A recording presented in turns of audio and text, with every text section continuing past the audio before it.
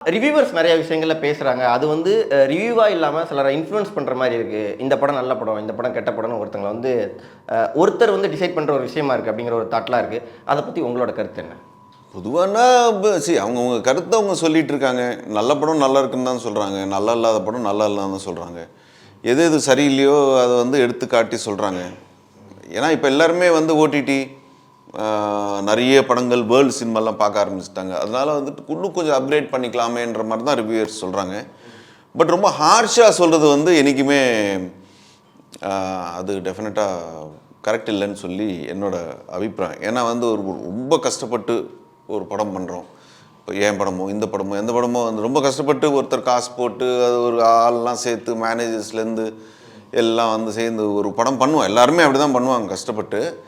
அது வந்து இது நீங்கள் வந்து பார்க்கலாம் உங்கள் இஷ்டம் அந்த மாதிரி எதாவது சொன்ன அது ரொம்ப ரொம்ப மட்டமாக சொல்கிறது தான் கொஞ்சம் கஷ்டமாக இருக்கும். அடுத்தடுத்த ப்ரொடியூசர்ஸ் வரமாட்டாங்கல்ல, ஐயோ இப்படி இருக்கே படம் அப்படின்ட்டு. அது மட்டும்தான் தவிர மற்றபடி வேர்ல்டு வைடு இன்ஃப்ளூயன்சஸ் இருக்காங்க. நம்ம மட்டும் தனியாக இல்லை, இருக்காங்க. இப்போ ஒரு டிபேட் கூட இது பார்த்தேன் ரீசெண்டாக விஜய் டிவி நியர் ஆனால நல்லா போயிட்டு இருந்துச்சு. அது ஃபுல் ஷோ பார்க்கணும். அந்த பெய்டு ரிவ்யூலாம் வச்சு சிலர்லாம் பர்டிகுலராக சில மூவிலாம் டவுன் பண்ணுறாங்க அப்படிங்கிற மாதிரிலாம் பேசியிருந்தாங்க.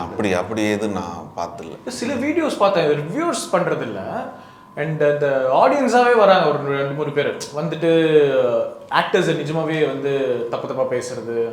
நீங்கள் இப்போ தக் லைஃப் கூட பார்த்தீங்கன்னா ஏதோ பேசினாங்க, ஐ சா த வீடியோ.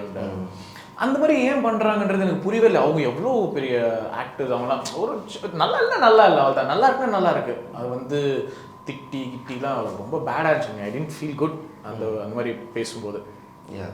அது நிஜமாவே வந்து ஆடியன்ஸா இல்லை வந்து அதை வாண்டடாகவே யாரோ வந்து இந்த மாதிரி பண்ணுறாங்களா, இதுக்குன்னு ஒரு குழு வேலை செய்யறாங்க. ரொம்ப ஒரு மாதிரி எனக்கு கஷ்டமா இருந்துச்சு அது பார்க்கும்போது. மேம்படுத்தப்பட்ட சமூக பொருளாதார வளர்ச்சி அடைய மக்களுக்கு வழிகாட்டுவதே மக்கள் நீதி மையத்தின் முதன்மை பணி.